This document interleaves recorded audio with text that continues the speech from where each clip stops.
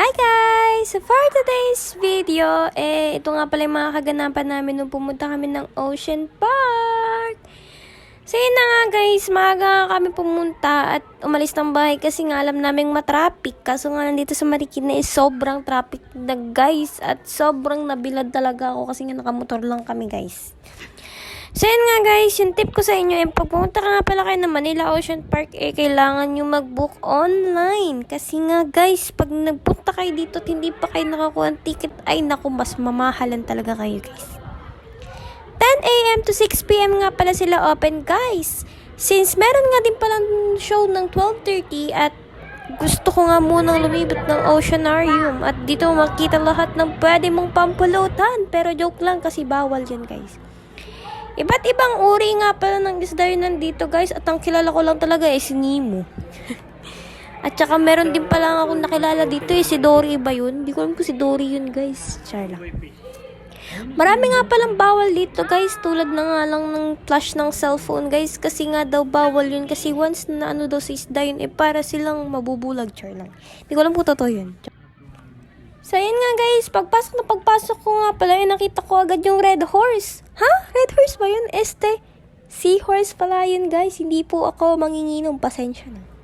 Nga pala guys, kung gusto nyo nga pala magpa-picture dito, meron din pala silang photographer guys. Kaso, akala ko libre talaga yun. Kaya pa-picture ako ng pa-picture. Yung pala pag dalawa lang kayo 500 yung bayad. Tsaka pag 8 person yung sa picture, 700 nga pala yung bayad guys. Since wala pala akong nagustuhan sa picture, wag na lang ka kung ganyan. Kesa na magpa-picture na lang sa photographer na nasa labas. Diba mas mura pa yun. So yun nga guys, namumukhaan ko nga pala tong isdang to. Talagang parang namumukhaan ko talaga siya. Kasi nga, yun yung pinang-iihaw, diba? Sure. Meron din nga pala dito mga stingray. English yun. San ka? Sure. Sayang nga guys, wala akong nakita kong lumalangoy na sirena. Kasi nung nakita ko to, meron talagang lumalangoy na sirena dito. Siguro pag weekend lang yun guys. Kasi weekdays kami pumunta kasi nga akala namin unti lang tao pero marami rin palang tao guys. Meron nga rin pala silang mga baby shark chuchururut dito guys. Tsaka may mga tilapia. Yan nga pala yung tilapia na naglilinis sa kamay ng baby kiss. Grabe nga talaga, sobrang ganda dito guys at sulit na sulit yung binayad mo guys. Since magda 12:30 na kailangan namin umakyat sa taas. Kasi nga pupunta pa kami ng Atlantic Ocean yan po. Pupunta kami ng Atlantic Ocean kaso Atlantic Manila Ocean Park lang pala to, charot. So yun nga guys, maganda nga pala yung panahon ngayon kaya maganda rin yung mood ko, charot. On the way na nga pala kami papuntang Penguin guys. Yes, makakita na rin ako ng tunay na penguin guys. At hindi ko alam ko talaga ano itsura nila sa personal. Pero dito nyo makikita kung gaano sila ka-cute guys at gaano sila ka-sungit. Hey, ito. Yan. Lapitan mo.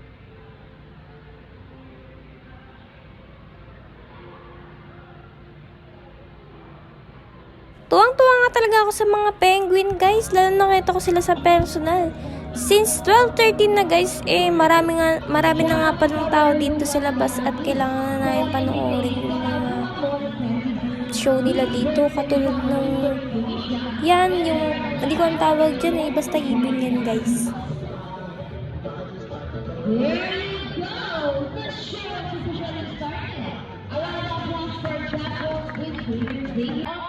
Sumunod na nga rin guys yung couple na ibon na parrot na yan.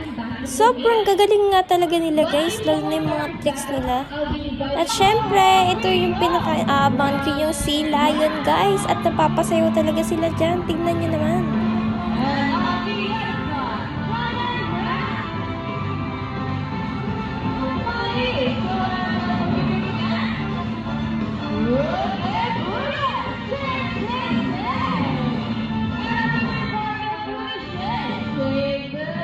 So, yun nga guys. Kung gusto niyo pumunta dito, pumunta na kayo. Salamat sa panonood. Bye-bye!